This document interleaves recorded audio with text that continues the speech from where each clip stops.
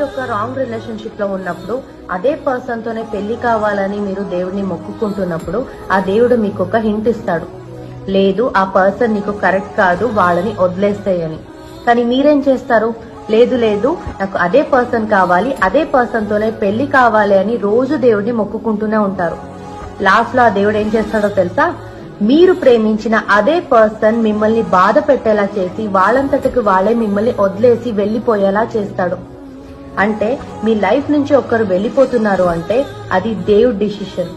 దేవుడు మీ లైఫ్ బాగుండాలని, మీరు హ్యాపీగా ఉండాలని కోరుకుంటూ ఉంటున్నాడు. కాబట్టే మీకు కరెక్ట్ కాని ఆ పర్సన్ ని మీ లైఫ్ నుంచి దూరంగా వెళ్లిపోయేలా చేస్తాడు. దేవుడి డిసిషన్ ఎప్పటికీ రాంగ్ ఉండదు.